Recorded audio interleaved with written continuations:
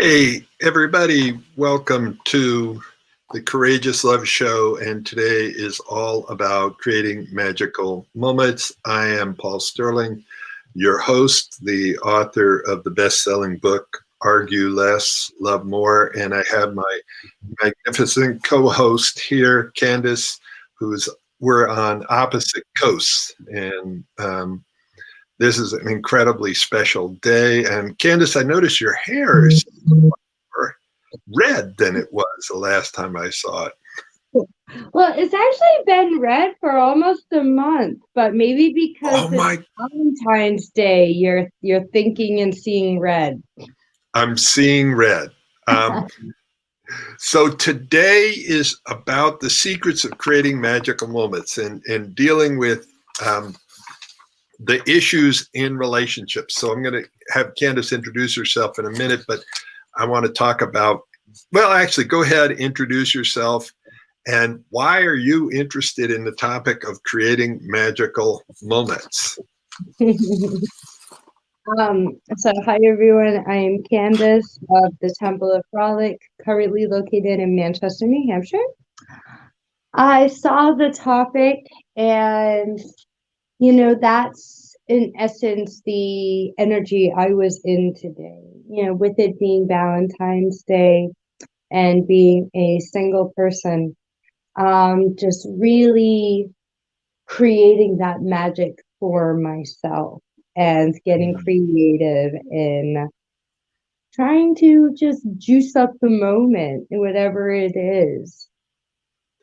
Thank you, Candace. And I'd love to hear from people. Where are they joining us from in the world of Facebook? If you could type in the comments where you're joining us from, I would love to know that. And we're going to go through big magical moments and little magical moments. Like if you look at the picture behind me, that's actually a picture I took when I was teaching in Bali a couple of years ago. And so that was a huge magical moment, going and spending almost 30 days in Bali. Was just amazing, teaching Tantra with a good friend of mine that we taught all around the island. It was awesome. And then there's little ways of creating magical moments. But what I want to do is talk first about what the issue is, what's the problem, and then I'm going to dive into what the solution is. So especially, but it doesn't have to be in relationships, but in life, we get these three things. Number one, we get stuck. And I've drawn a triangle here, Candace, and I'm drawing on one side of the triangle, stuck in a rut. And we can get stuck in a rut with somebody else, or we can get stuck in a rut with ourselves. Like, did we do the same thing over and over again? So that's problem number one.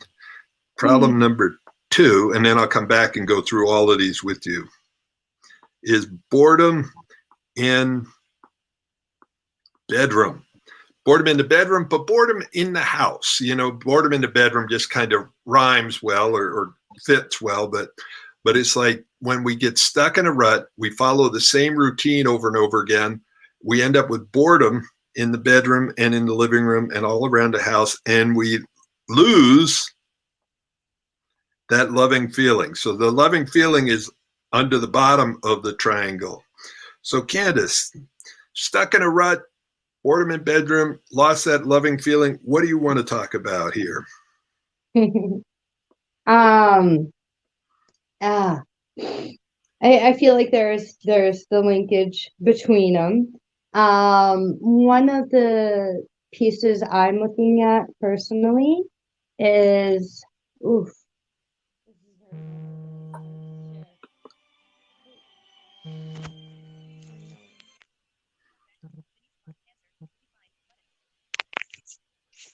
Oh, I have to refresh.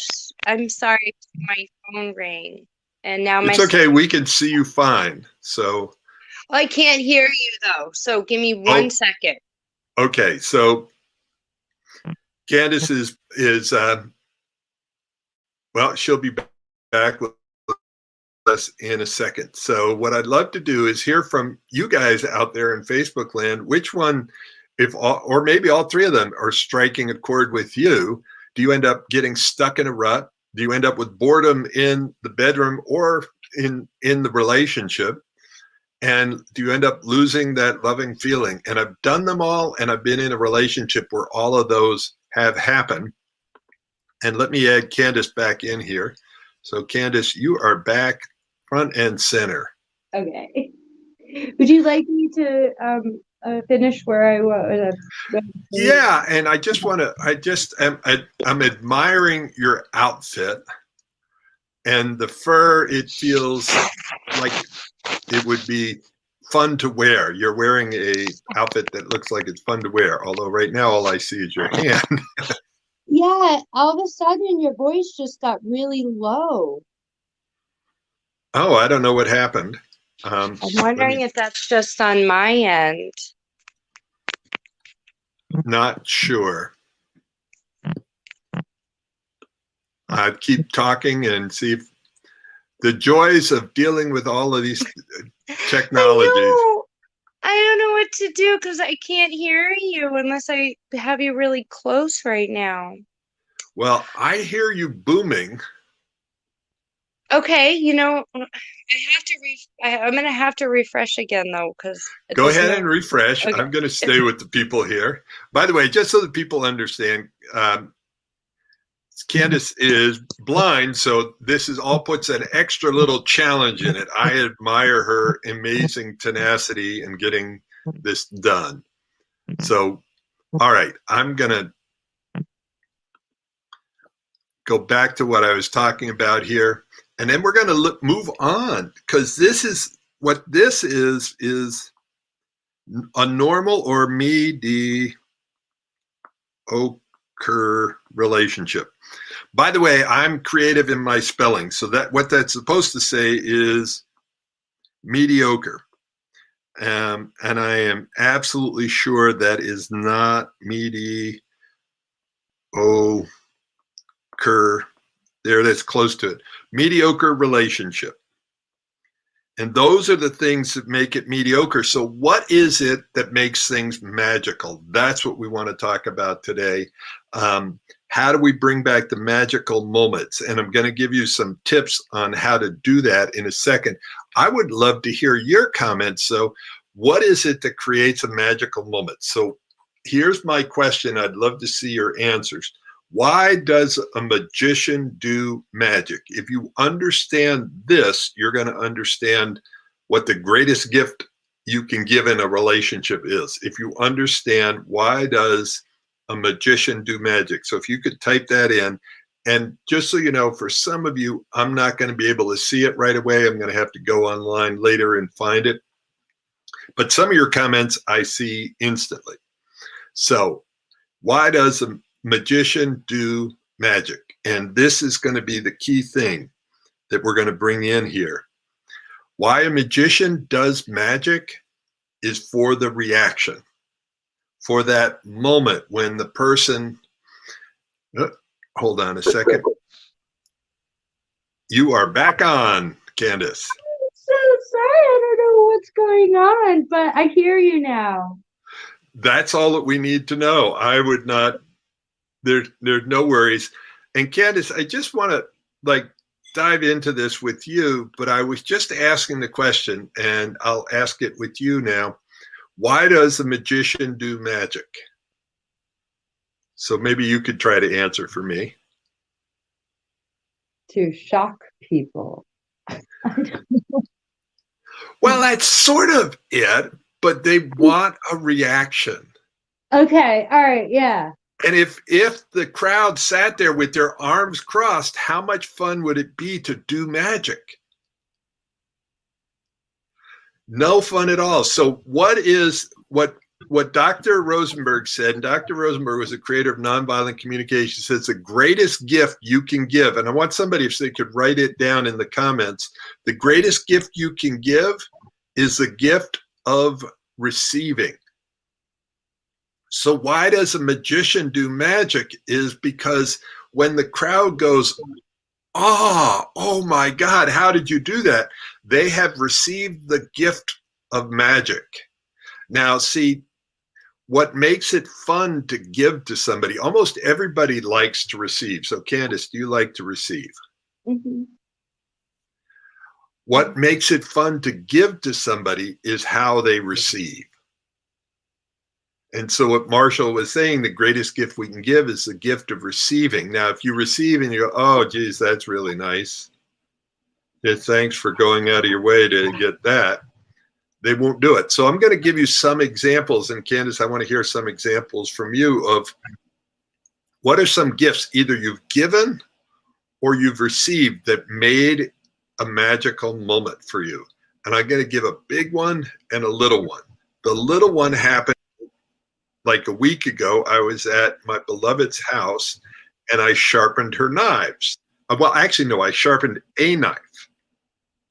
And she was like, and she went to cut something with, and she was like, oh my God, it's so amazing. This knife is so sharp.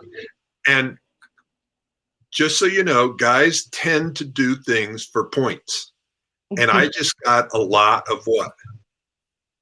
Points. Exactly. So what do you think I did? I got she had a whole block, a wooden block full of knives. And I went and I sharpened every knife because I wanted more of that, because the way she received it was so sweet and loving. And it's interesting. I got another message today, a week later, going, I still love those knives, like how sharp they are.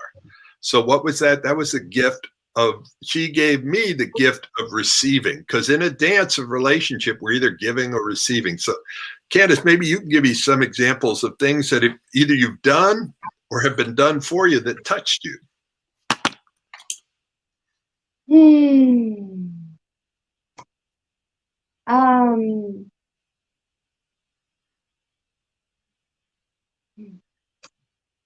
For me, I think I can say there's like some lavish, creative experience I could express, but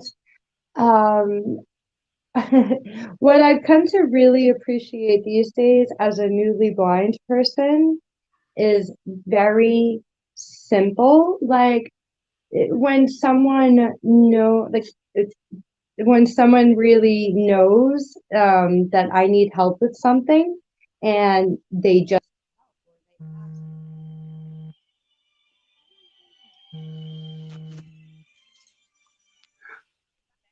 Let's see if this one works. We're still here, Candace. So, we lost her. So, magical moments. I'll talk about another one that that I did, and then I'll tell you a few that I have received. But well, hold on a second. Here we go. We've got Candace back again.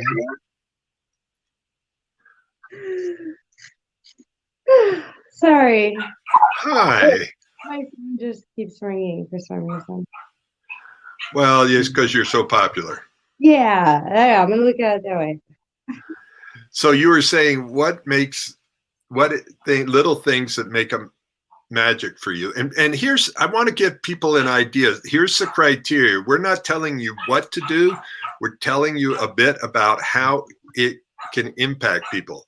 And there is a huge difference. And this is what creates a magical moment, at least to me. There is a huge difference between I love you. I had one of my ex-partners tell me, I love you. And I thought about it and I said, I know you love me, but I don't feel loved by you. And the idea of creating a magical moment is to get your partner, to feel loved by you. And to do that, you have to enter their world and find out what's important to them. So Candace, this is why hearing about what's magic for you may not be magic for somebody else. But to create a magical moment, you have to enter their world. And in my world, grabbing me some groceries is a really big deal. So there we go. Like for some people, if you got them groceries and you were expecting appreciation, they'd be like, what the hell are you talking about? I expect that. See, there was a great movie, Finding Forrester. Sean Connery is in there. And in the movie, one of the things he says is, you want to win a woman's heart, and it could be a man's heart or whoever's heart, but an unexpected gift at an unexpected time. And the thing is, for a lot of people, if they expect groceries, then it's not a gift.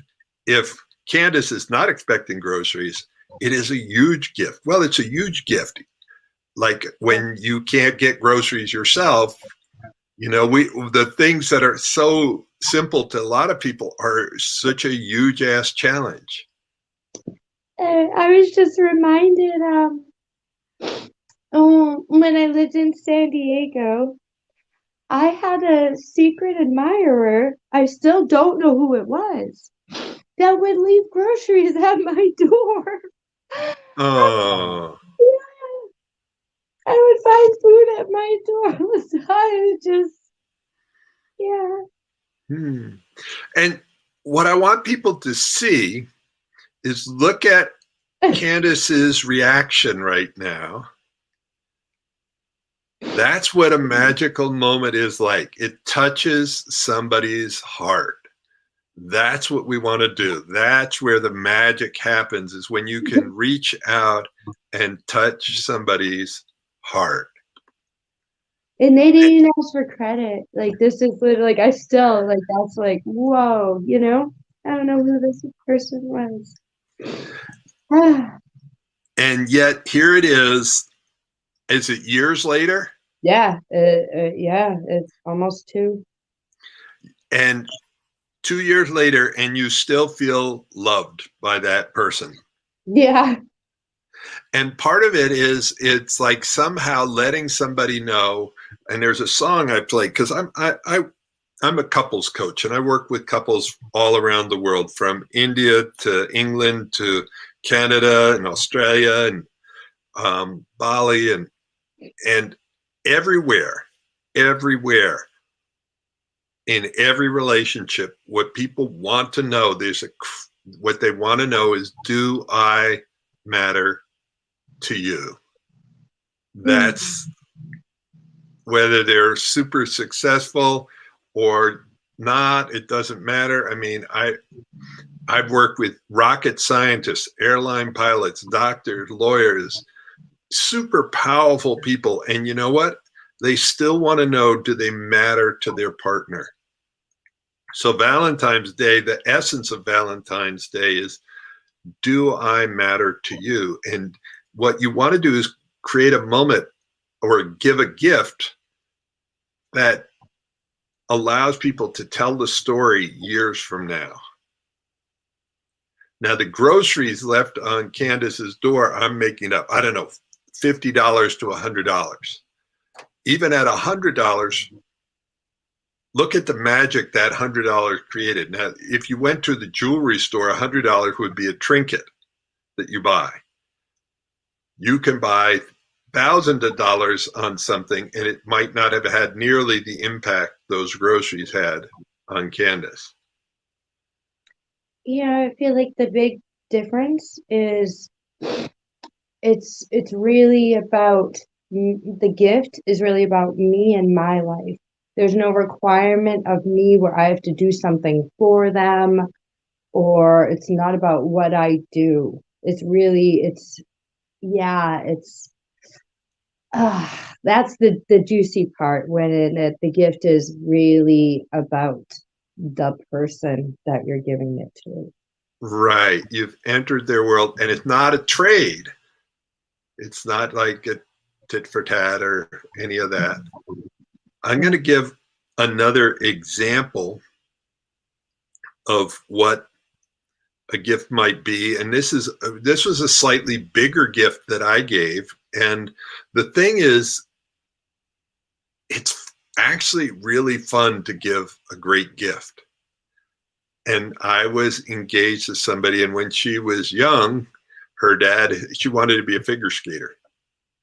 And her dad had said, come live with me. Your parents are separated. I'll let you figure skate. She went and lived with her dad and never got to figure skate. And so now she was in her 30s, late 30s probably.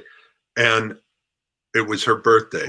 And so I blindfolded her. I had all this planned. I mean, it literally took like a couple of weeks of planning to get this figured out. It was lots of planning. It didn't really cost that much. It might sound like it did. It didn't. But I had an ice skating outfit, so I blindfolded her. I dressed her in this outfit. She didn't know what it was. I mean, she might have had an idea. Then I had to get her into the car, and I drove her across town blindfolded. And I had rented an ice skating rink. There was a place that had several rinks. I rented a whole rink, and I had a DJ there, and had picked out her favorite songs, and had a happy birthday banner up and the whole thing. And it's like, the truth matters, I rented it at the middle of the day, the least busy time for the ice skating rink. So it wasn't a huge expense, but it was a huge story. And that was probably 20 years ago. And I still remember it as the guy who gave that gift. Mm-hmm. And so what I want people to do, if you want to make a difference in your partner's life, is make a list of all of the ways they give to you. What is it you love? So there's several lists. One list is, what do you love about your partner? And be specific. It's not like, I love you because you're nice to me, but I love you because you did this and this, or you look this, or you do this, or what is it you love about your partner? That's one list. The other one is, what did they do for you? The gifts they gave you and how that made a difference in your life. Receive those gifts. So Candace, any other thoughts on any other things that made a difference for you? Your experience was so beautiful, and I really appreciate you sharing that, and the reality that it really isn't that difficult or expensive to create big magical moments like that. But another way that I like to do this, to keep the magic flowing, sticky notes. I surprised, one time my partner was coming over, and before they arrived, I put sticky notes all over the house, of love statements, my appreciation and my love for them. I wrote in the shower, everywhere. And so they just kept finding them for days. And I've done this with different partners before. And yeah, that's a really fun one. There is a $3 to $5 magic gift right there. Sticky notes. And maybe less than $5 or even less than $3, doesn't matter, but it's about the thought. It's about it's about unexpected gifts at unexpected times. In the shower, there's a I love you note. That's awesome. I have sticky notes. I've used them myself. Somebody's about to go traveling, I might send, sneak into their luggage and stick some notes in there. So when they get to their destination and open it up, it's all about that I'm thinking of you, that you matter to me. And we'd love to hear from people in the comments. What have you done that has created a magical moment for somebody, or what has somebody done for you? Because this is a dance and Candace, I think you brought it up earlier, but the difference between trading and feeling like gifts, trading is a business arrangement, and gifts, like, how do you break out of the rut? Another gift that my beloved had given me, and I'll bring up the picture again. This is what we're looking at here. These 3 different things: getting stuck in a rut, boredom in the bedroom, and lost that loving feeling. So let me put lost. Yeah, my pen. Lost that loving feeling. And what happens is when COVID hit, relationships have been more challenging than ever for people. And I literally for months didn't even take a day off. But my partner is really well, right now we're trying to figure out what we are, but she actually decided to do camping. So she set up a camping trip, and the camping trip was amazing. And it got me out of being stuck in a rut. And actually, the timing, she did the camping trip. Actually, the camping trip was before COVID hit. God, I've been a workaholic, whether the COVID or not COVID. I'm feeling a little shame here at how hard I work. I love what I do, and but it's easy for me to get stuck in a rut doing something and then lead to boredom in the relationship. And she helped wake that up by a simple camping trip. So what are some other things, Candace, that you've done to break up the boredom, to get out of the rut? So what I was sharing earlier about my rut, as a single person, I'm really coming to a place of seeing the areas that I need to work on loving myself more, and the areas I haven't been letting love in. And so that's kind of my rut, the negative thoughts. And so, for me, I've been, like I said, today, what I did, I took myself out. It's like when it's up to me and we're talking about doing this on our own, it can be really, really hard. I feel like I need a babysitter sometimes. Um, but change, just creating definitely creating different experiences, has been really, really huge for me. Finding community. Doing something different. And I want to back up, though. You said something that's really critical, because if you want to transform your relationship, whether it's with yourself or with others, there's two sides: letting love out, expressing love, and letting love in. So you said you had a hard time letting love in. So I want to ask people, how many out there, I'm raising my hand, how many out there have a hard time sometimes letting love in? Yes, letting love in is a challenge, because to let it in, it makes us vulnerable. I remember growing up, and I'm going to hand it back to you in a second, Candace, but I remember growing up, it's like I was afraid of letting my older brother know anything that was valuable or important to me, because that made me vulnerable, and he would use it to take away. He would use that to control, manipulate, make me feel bad. So I tried not to let anybody know what was important to me or let love in. I had to protect myself. And so it's a challenge. Letting love in, letting somebody know that, wow, what you did made a difference for me. There's a certain level of vulnerability in that. So what did you do to help let love in, and why do you think you were resistant? Creating safety and really being honest. When I'm getting to know my own body and my own responses to things is very important. Reason why, like for me, I have an extensive history of trauma, and my trauma body has been activated.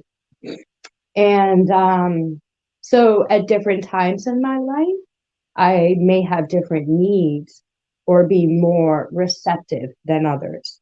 Right now, I'm coming to a place of recognizing that I have not been that receptive. Like, I've been on guard.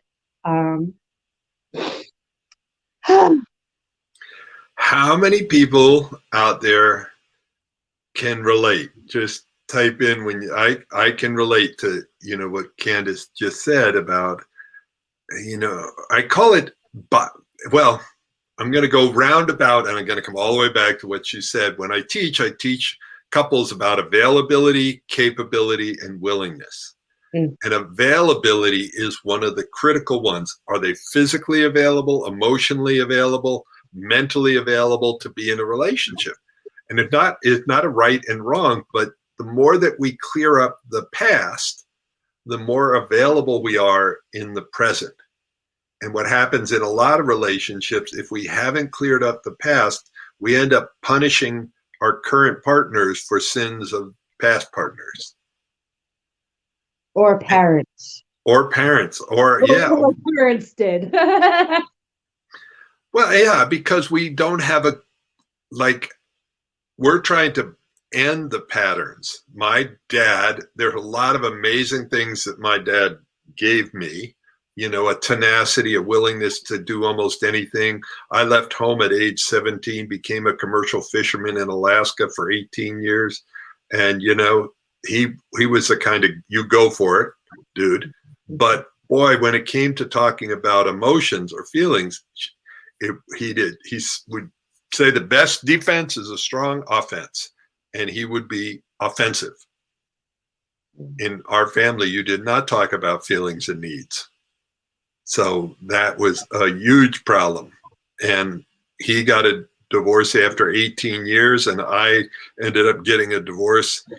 I checked in with my mom, asked her. 18 years was hers, as I just said. And when I got a divorce, I looked back and we had been together 18 years.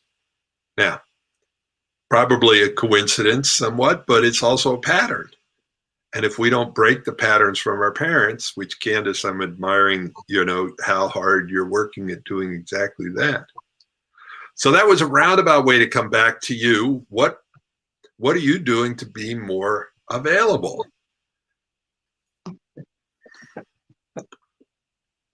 Sorry, I'm laughing because my first response was be not available right now. How about that? So I'm in a place of, I feel like it's like filling up my cup, I need to fill my cup right now. It's not that I have no love to give, but there's a certain element of romantic relating that I just don't feel like I'm available for. Yeah. That's and Candace, what I get from that is it's really important to take care of yourself and to know where you are. There's no right or wrong or good or bad. It's like the hard part is when you're pretending you're available and you're not, versus going, I'm clear that right now I'm not relationship material. I don't want to try to do that, because I'm working right now at relating with myself, because that healing process is one of the 7 core skills that we teach. But almost everybody, if they're on this planet and they're over 10 years old, and probably even before that, they're part of the walking wounded. We all get wounded. If we've been in more than one relationship, we've had our heart broken. And the question is, do we get bitter or do we get better? Do we heal, or do we end up being, one of the walking, especially wounded and not available and angry? So.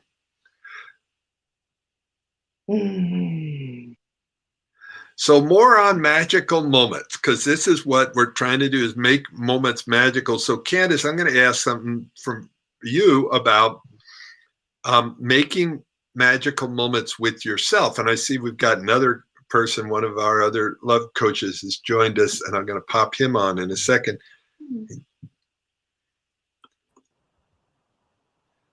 So I will introduce Jay here in a minute, but Candace, what do you do to make magical moments with yourself? For the single people out there, what can they do to honor themselves and bring magic? So there's many ways. today, what I did is I went and got myself, you can see behind me, I I love altars. I'm a big believer in having altars, relationship Mhm. altars. I move around my altar often. And so today I had gotten myself some roses. And for me, though, with these roses, they're not just going to sit here. I am Mm, going to use them and make love to myself with them as mm, as I make different oils with them. Um, yeah, there's so many different ways. Like, I really like to think of what is it that I would really want a lover to do for me? What are like those little things that I crave? And can I do that for me? And do it. yeah, what a sweet thing. I'm looking at what are the things, like if I had a lover with me now, what would I do on Valentine's Day? And one of them is probably go over to Harbin Hot Springs Mm, and soak in the hot tub. So I may end up just doing that tomorrow by myself. And what I did earlier today is I went for a bike ride. It's like that's sort of my mountain biking is one of my things that I give to myself and mm, take care of myself. So creating those magical moments. And Kelly, there's someone in the comment, Kelly Bird, where are you joining us from? And hi, welcome to the Making Magical Moments. And by the way, just so that people on this call understand, this is not just magical moments with a lover. It's cool. It's amazing. That's where you keep your love alive, is doing it with your partner. But as Candace has said, it's doing it with yourself. It's doing it with your kids while you mm, still have them in the house and they're still young. Create magical moments, create events. Like my parents, one of the things they did really, really, really, really well is each summer taking us traveling somewhere. There was many magical moments growing up. The other thing that my dad was exceptionally good at um, is he could read like the Lord of the Rings and these different books, and he would read to us.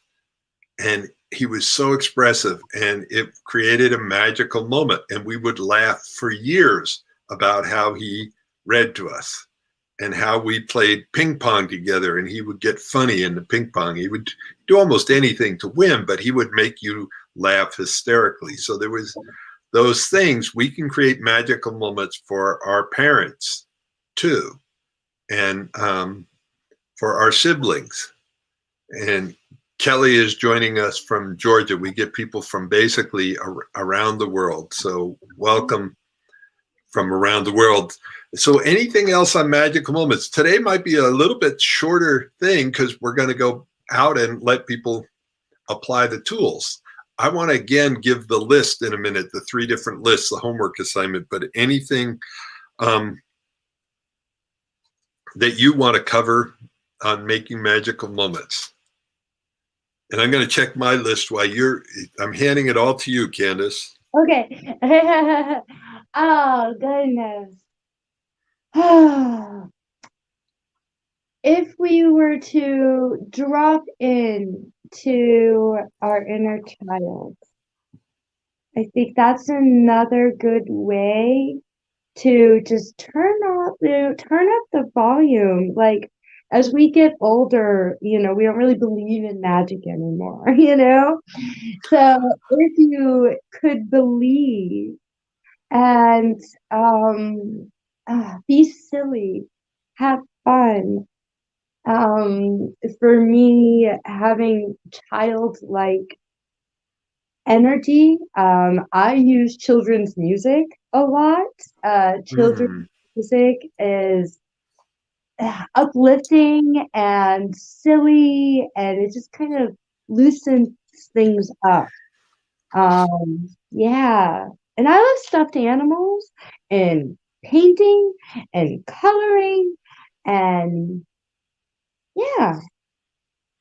So Make those it are, possible if we could, making magic easy. oh God, yeah, making magic easy and getting out of the rut and routine and making it easy for people to get you out of. Like oh, it's embarrassing to say, I'm sort of the rut guy. I get in the rut, I work hard, I'm like very focused, and I can either make it easy or hard for my partner to give to me and to get out of that rut. So it's like we want to look at what gets you out of the rut, what changes up the boredom. So one of the gifts your partner can give you is your partner can get like dressed up. You can try something different in the bedroom, in the bathroom, make love in the living room. Do something different and surprise your partner. Like I said earlier, unexpected gifts at unexpected times. And what does it mean? Find gifts that have a meaning and make it easy for your partner to win. Because like in the beginning of a relationship, they can bring you home a rock and you go, oh my God, they brought me a rock. I'm going to call my girlfriends. My guy brought me a rock. And then later, he repaints the house and is like, well, not the right color. So the masculine tends to play for points. And if they get points for giving a gift, for doing something, they'll want to do more of it. And if you want more magic in your life, be generous with your receiving of the gift. And I'm going to kind of slowly wrap it up here. But as I started earlier saying that Marshall Rosenberg, the creator of nonviolent communication, said that one of the greatest gifts we can give is the gift of receiving. And the better that you receive, the more fun you make it to give to you. And people will go out of their way to give you a gift based on how you receive it.